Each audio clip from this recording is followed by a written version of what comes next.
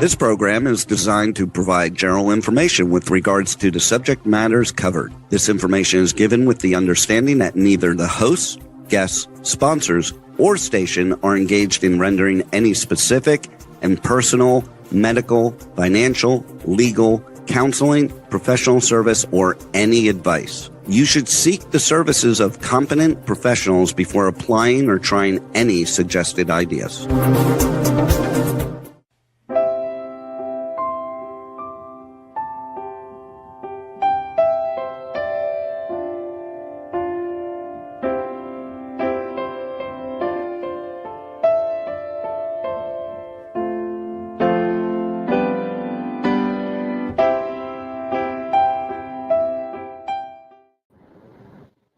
Hi, welcome to the Sound of Gold.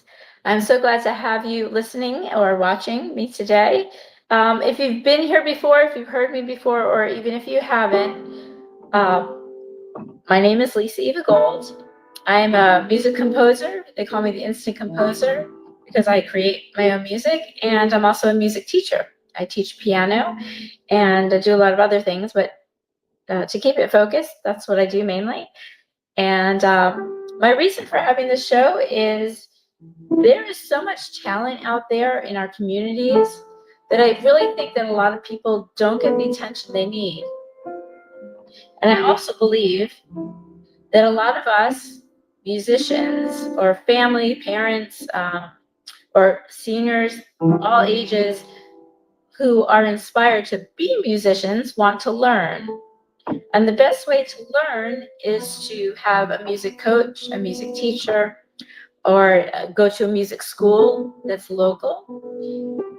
And I think the more support we can get when we're wanting to learn how to play an instrument, the better of a student, not only a student, but a better musician we become, because we get to learn from people that have come before us.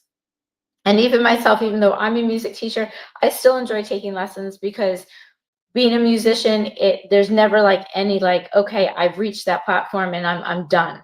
So it's always constantly growing, constantly learning, and learning music, especially from a music coach, music teacher, music school. It's a gift you give yourself. And if you are a parent who's considering having your children take lessons, believe me, it is a gift you give your children. And I have my own story. I would not be here today playing without the influence of my parents investing in the lessons that I took for many years. Today, I have a very special guest on with me. I have Renee Zayas. And Renee and her husband Danny own Zayas Music Studios in Jupiter, Florida. So let's welcome Renee to our show today. Hi, Renee. Thanks for having me. How are you? Doing great. Thanks so much for having me on your show today. You're welcome. Thank you so much, Renee. I'm first of all, I'm honored to be a teacher at your school. I think I've been there 5 years now. Yep. And I know you have a busy family life, and the fact that you took time out to do this today means so much for me. And everything I think, I believe, comes full circle when it comes to karma and what we believe in and who we believe in. And I'm very grateful for you in so many ways, and especially today, especially schools recently started, and whether kids are homeschooled or going to school, we're all readjusting to a new schedule. So thank you for fitting up. Oh, absolutely. It's an honor. Thanks, Lisa. So again, I'm honored. I've been a teacher at your school for 5 years, and I personally never knew about the background of the school. I just love you and Danny, and I love the energy that Zayas has, and I love the students I have, and I will be there for forever if the studio exists forever. And but other than that, please share with me and share with the listeners and the viewers, how it all began. Like, what inspired you and Danny to start this? What's the story behind it all? Yeah, it's kind of an interesting story. It's kind of the kind of story a lot of people love and probably gravitate to, and I would think would relate to. It was something that never we didn't pursue it; it pursued us. is kind of the moral of the story. To go way back, this is another interesting piece of like our music background. My husband, I call him Daniel, but probably the community knows him best as Danny or Mr. Danny. He was in a traveling, well-known band at the time called 10th Avenue North. This is pre our music school. So he and I actually toured. We did the whole road life thing for a little under 2 years together. He was in the band for 5 years. And the married couples shared a one row on a passenger van.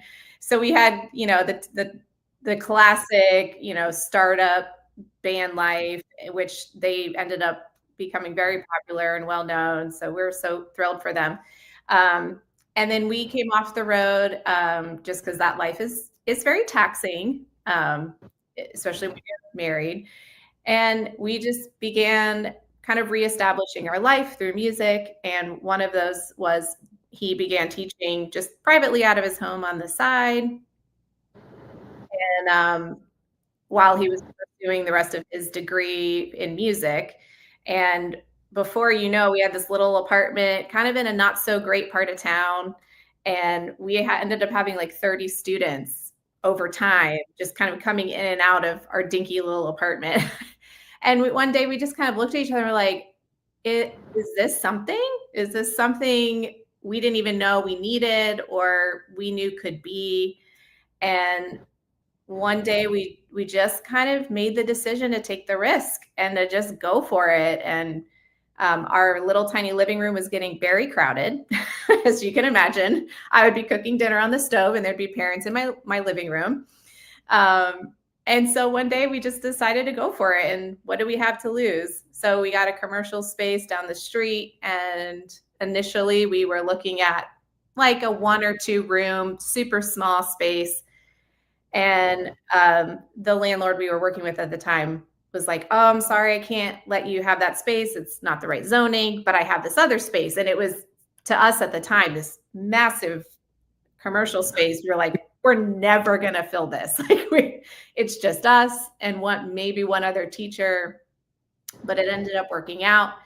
And, within a few years, we ended up not just filling the whole space, but over the span of 8 years, having to build out within the space that we had, and we had to keep adding rooms. So it really was something that pursued us at the end of the day. And we had no idea it would be what it is now. We have 11 teachers. We just, relocated, expanded and we're adding more programs, group lessons, workshops, performance space, the whole thing. So it really has been a family business. At the heart of it will always be.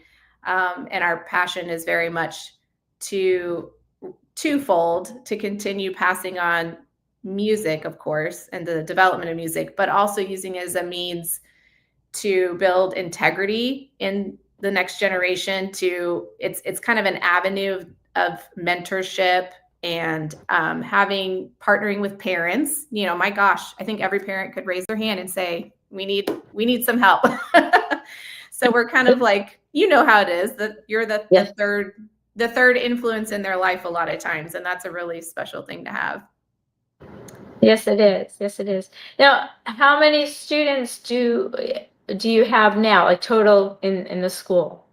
Yeah, right now we're right around the 300 students arena, and we are definitely growing. So that's exciting. Now, I only know what I know, and I know I'm only there once a week, so I only hear bits and pieces. Now, there are different I teach piano, and then you have drums, you have guitar, you have is there violin lessons? Not violin. We do guitar, drums, voice, bass, ukulele. Am I missing anything else? And piano, of course. Okay. And then we're in the fall, we're in a new school year, so everyone's schedule has changed, but I know over the summer there were different camps and different programs that were offered. Now, are those going to continue over the school year, or because of the new schedule, that's not going to work?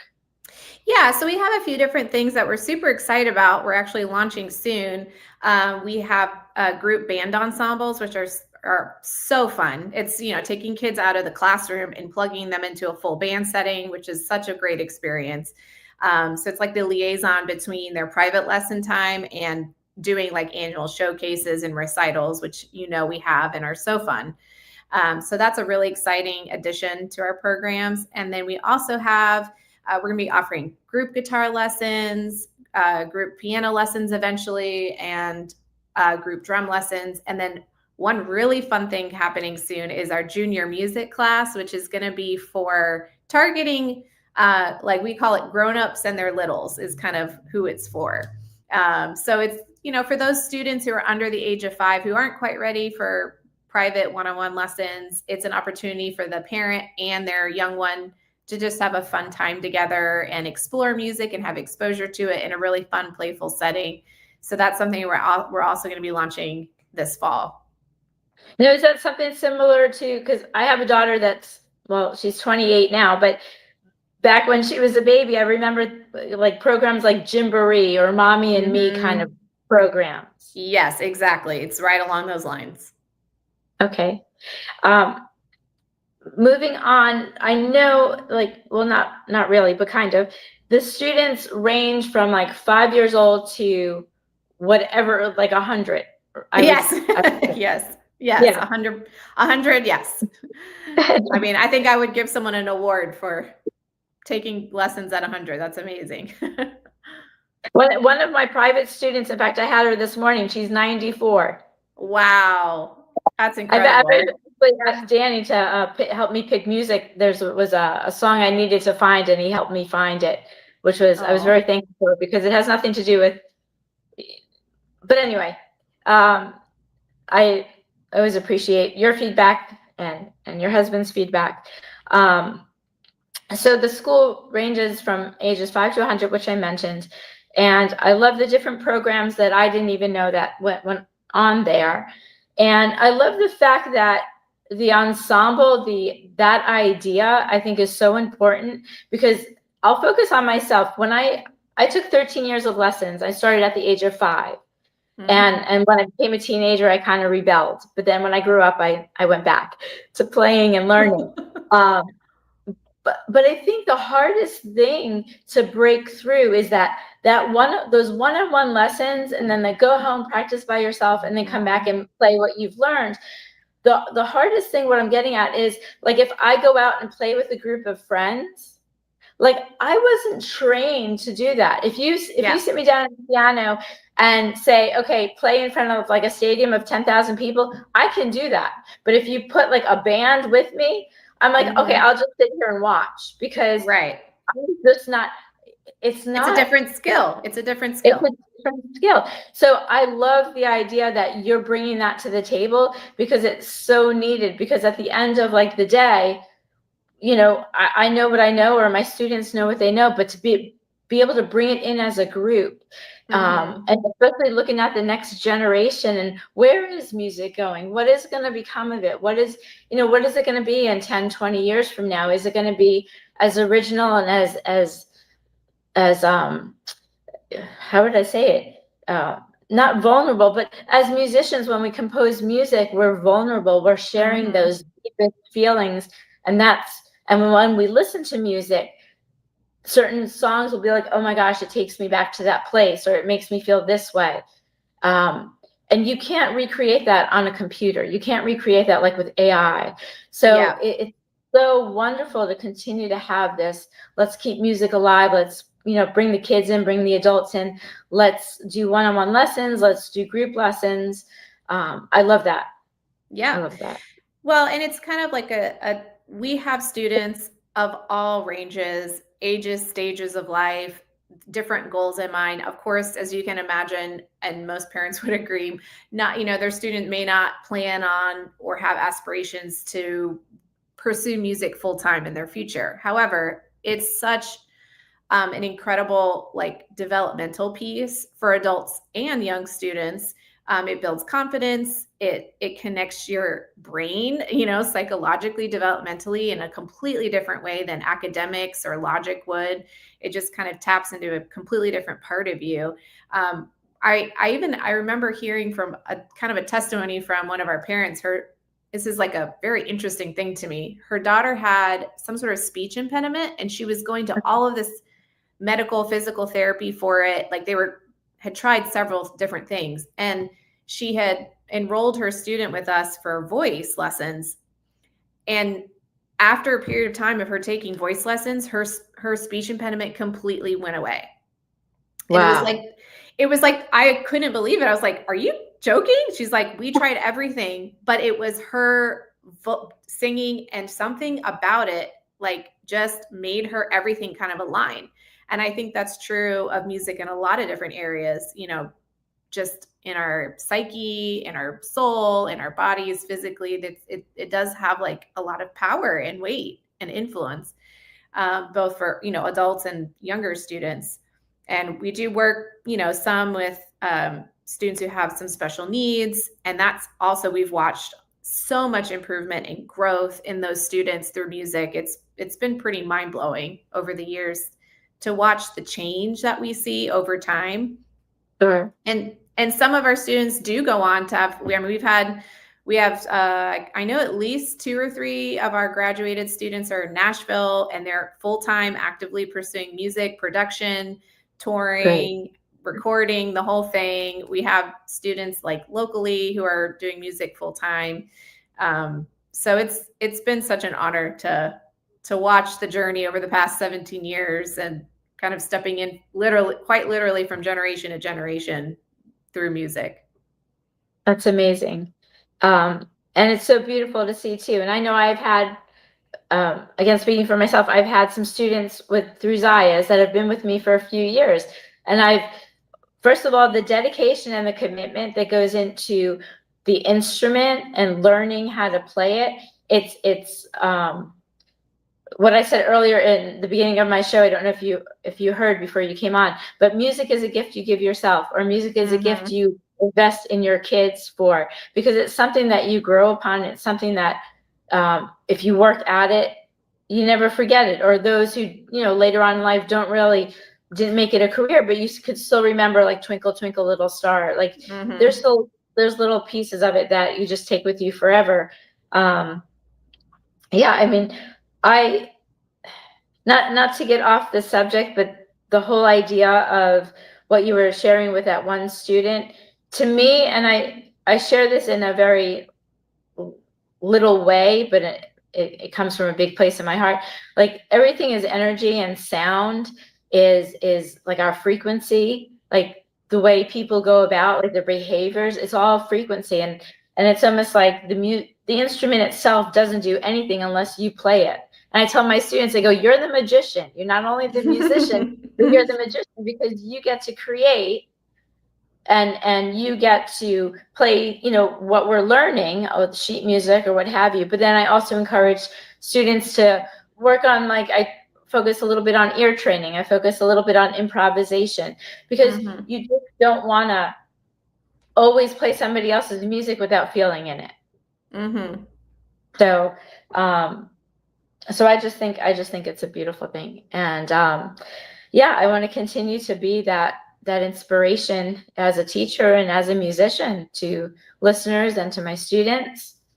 Another question I had for you is, I know personally that we've had, every Christmas we have our recitals for our piano students. Yes. Now, again, we just do piano. So there's so much more that you and your husband put together throughout the year, and the other teachers, that it's just, I'm always blown away. I'll come in the next day and hear some of the teachers talking about, the voice performances or the guitar performances. And it's just, I mean, you guys are just so amazing and so I mean, you bring our community to life, and I'm so thankful for you and for the school. But can you tell me a little bit more about the recitals, and not only piano, but share with me some stuff I don't know. Yeah. So we keep kind of adding new things, and I'm sure, as we expand in the future, there'll be more. But, historically, we do the traditional piano recitals, which you're a part of, which are so beautiful. And we always do it at Christmas time because it's just a magical time of year. So we do our solo, students have individual solo pieces that they perform on the piano, which to me is frightening. So the fact that like a 5-year-old can get up on stage, and we have adult students as well that do the same. And it's really incredible to watch them kind of initially be nervous, as you can imagine. But then after they get past that first experience, you again, like you see them shift. It's like there is a sense of confidence and poise, and it really does. It teaches students from a young age how to handle themselves in public, right? How to perform, how to conquer fear, how to, stay focused when you're nervous. And there's just so many developmental things that are benefits from having a performance like that. So that's kind of like our piano recital is centered around individual students. And then in a second show that we do is what we call a full band showcase. So we take all of our other instruments, so guitar, bass, drums, voice, and like keyboard, not so much classical piano, but more the contemporary pop chording, like chording for piano. And we put the students in bands, which is like the coolest thing ever. And we give them a song. We work all semester on them learning their part for that song. We rehearse them as a band together. So it's more than just having, hey, let me just showcase, a little guitar student one at a time. It's a full show, like a real experience, getting to play with a live band. It's a really cool opportunity. So we do that. And that's a massive show. I mean, we have probably between 400 to 500 people attending that show. So that's really fun. And then we do vocal showcases, usually in-house, which are really intimate time where our vocal students get to select a song of their choice with their teacher, and they get to showcase again in front of a smaller group of people, kind of more coffee house style. And again, I think the piano recitals to me would be so nerve-wracking. So I'm always so proud of our students. But voice, you're a piano teacher, but we always talk about how voice is probably the most vulnerable instrument of all of them. If you think about it, it's very vulnerable. You don't have an instrument to hide behind. It is just you and your vocal cords and your audience. So voice is definitely, there's a lot of courage and vulnerability that goes into being able to perform vocally. So we do try to create more of an intimate setting for our vocal students, just a little bit more conducive. Sure. And I love, you said earlier, which I know too, having the students, having these recitals for the students, it builds their confidence, especially in front of like an audience. And in not really knowing where like the next generations are going to be going, knowing where we are now, I noticed there's a lot of like, and I think your boys are also homeschooled. Is that correct? Mm-hmm. Yes. So a lot of families today I'm finding are homeschooling their kids. In fact, I have family members that are homeschooling. My niece is being homeschooled. And so to have these extracurricular activities, like going to a music school and working with a teacher one-on-one, and then having a recital at a certain part of the year, I think it's huge for especially homeschooled kids, because it's giving them the opportunity to be in front of other social, like a social setting.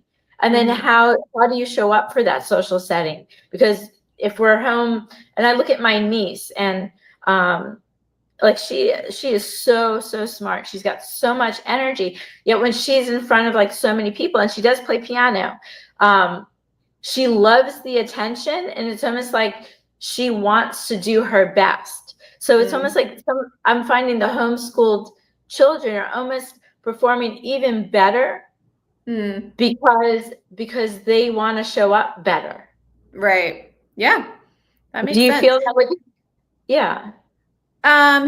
Yeah, I mean, and there's also not as much insecurity there too, I think sometimes. I mean, at least I'm just speaking from my own experience. You know how peer pressure is. I mean, everything gets scrutinized, you're overthinking every little move and action. So I think in my case, I've watched my kids really grow like in their self-esteem, and they're just so not bothered by public speaking or performing, and I'm just like, when I was your age, I think I probably would have been, and most students would be, so yeah, I think that is a little bit of a different element. But I wanted to kind of speak into something that is very pertinent to this generation, especially the one that's coming up underneath us. We are, even though kids that may or may not homeschooled or not homeschooled, across the board, it's a very digital world, right? Yes. You're talking about AI, you're talking about everything's online, everything's not in person, right? They're making connections that are really not face to face. So something like music is, especially when you're looking at it from a performance perspective, or actually implementing music in a live way, is fostering and kind of keeping those skills alive in a very digital world. And I think a lot of younger students may be lacking in that area because everything is so online these days. Right. Yeah, I don't know, I don't know what's going to be in the future, but I know that you and your husband, myself, the other teachers I work with, and that I know, we want to keep it alive as much as we can. And yeah, I mean, I just believe we just keep doing what we're doing and give it the best the best attention that we can, and inspire, and yeah, I just, to me, music is everything. I've been playing since I was 5, and so I just couldn't see a life without it. And so to think of like a life just on a computer and just digitally synthesizing stuff like that, I don't know. My heart's, my heart is expressed when I'm playing. In fact, I tell my students that too. When you're playing music, like, we read the lyrics, and I'm like, the lyrics is the story. Like, in the music world, the lyrics is the story. So, like, what do you think about the story? Like, can you relate to the story? How does the story make you feel? The more you can relate to the story, the more I want you to feel that when you're playing the music. Because when you're playing the words, you're not speaking them, you're playing them for me. So how does that feel? So the more you feel the music, the more I can hear it. Mm-hmm. Yeah. Well, it reminds me of that saying, like, music is the universal language. Yes. Who doesn't connect with music? Who doesn't? It's something that, cultures and ages, it's like everything kind of dissipates when music is there. Like, we're all the same when music is there, when music is present. So it really is a universal language that does need to be intentionally fostered and passed on to next generations. And it's something that's always been in existence. And in some ways, I had a guest on my show last week, David Goodman, and who's also a friend of mine. But he mentioned something about, I think it was him, unless it was somebody else, Africa and the drumming of it, like, of the African tribes. Like, that'll never change. Like, yes, some of them are able to get to a computer to use, but for the most part, that's like one generation after the other. They have that drumming, they have that beat, that they're like, music is their life.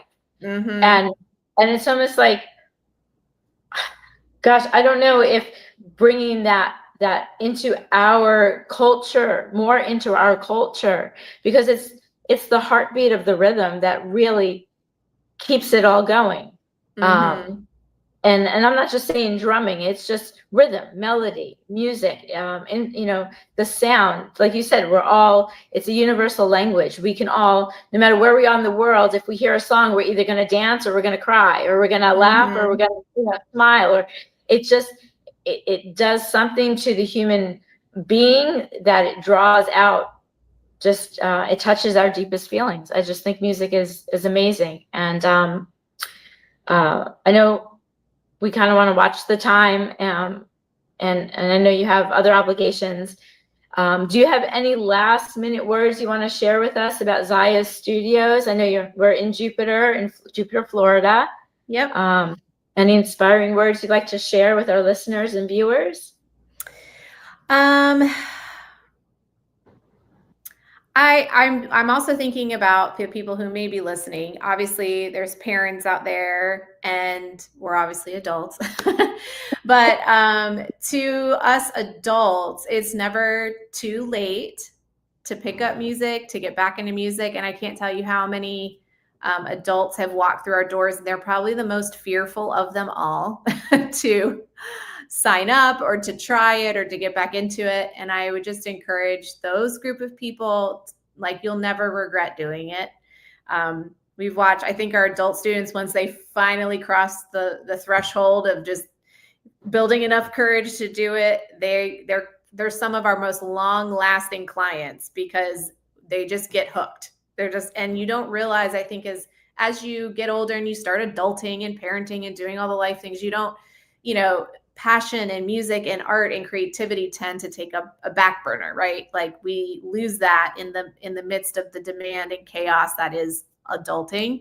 But it is very much what we need to stay grounded and to stay focused and to feel, centered in life. So to that demographic of people, like, I would just encourage them to, pursue their passions in any art form. But if music happens to be that, it's just always such a beautiful way to express yourself and to find relief and kind of have an outlet. So that would probably be my last closing thoughts.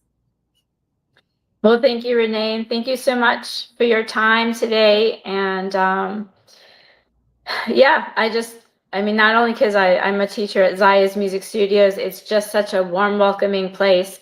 And I recently had another adult piano student. I'm not going to say names because I know if she's listening, if she is, another adult piano student that took a break, but she came back. And then I have another adult piano student that's been with me for 3 years. And even though sometimes we kind of go over a lot of the same things for a while, there's no goal date that we're going to get like a song done. And that's for all of us. Right. So yes, I agree. If you're an adult and you want to take lessons, don't limit yourself. Like, you're too old or you're not going to learn. Trust me. I think the older we get, like once we get past the young parenting, like the parenting of young children, once our kids get older, we kind of, as adults, at least I'll speak for myself, kind of have to find my place again. Yeah. And then almost have a rebirth of my own life and like, what am I going to do now? And so even if you're like an empty nester type of parent, like, think about taking lessons because it's just so much fun. You're giving back to yourself and you're doing something fun. And we've had parents like that come in too recently or in the past. Yeah, so, absolutely. Lots of them. And so one last thing, what is the best way for students to get in touch with you if we have listeners and not viewers on today? Is there a phone number they can call? Is there an email address or a website? Yeah, our website honestly has so much information. It's very visual. It's very interactive. So our website is basically our music school's name. So it's Zayas Studios, Zayas, and then studios.com. That is the best way. You can find texting, phone call, email, all of it on there. So ZayasStudios.com is the best route. Otherwise, we do have our local phone number, which is 561-842-1515. We are on Instagram and Facebook as well. It's probably been a while since I've posted, though, I will be honest. Okay. But yeah, website's perfect. Well, Well, we'll have to post our show on our website. Yes, On absolutely. your website. Yes. Right.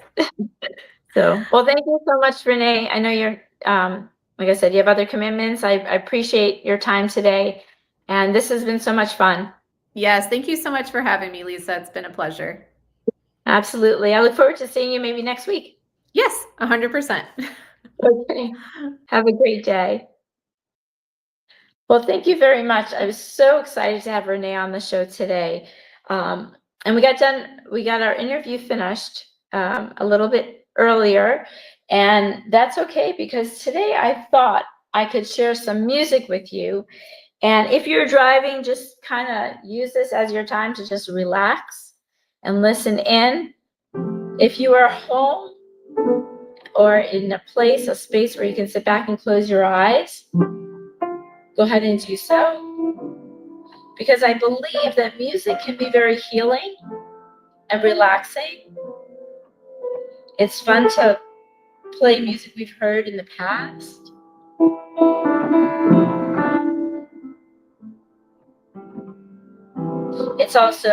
I think it's fun.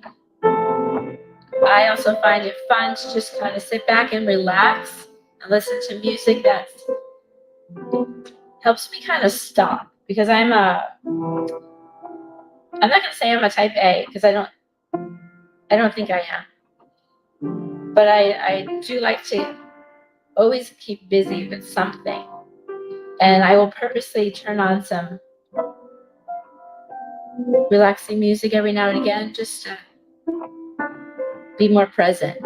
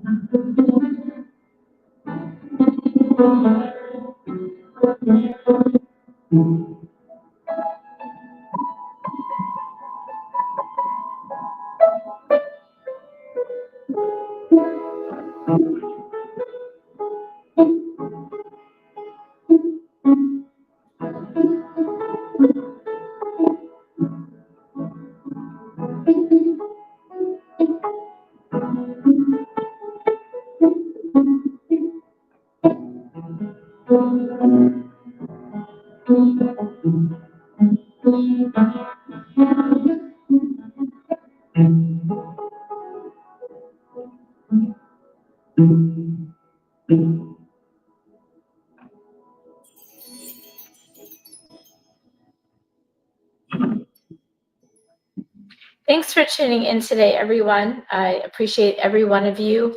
And whether you are a musician or not, or even if you're just starting to learn to play an instrument, you are a musician. And wherever we go, whatever we do, there's always sounds and music around us. And may you be blessed with great energy, and may the love of sound surround you all the time.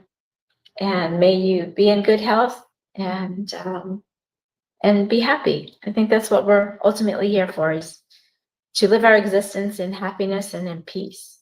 So thank you for tuning in. Wherever you are in the world, I am certain that there are musicians out there that you can connect with, music schools that you can connect with as well. And I'd like to thank my guest again today, Renee Zayas from Zayas Studios. And on a different note, I wish you all the best, and let's keep music alive, everyone. Many blessings to you.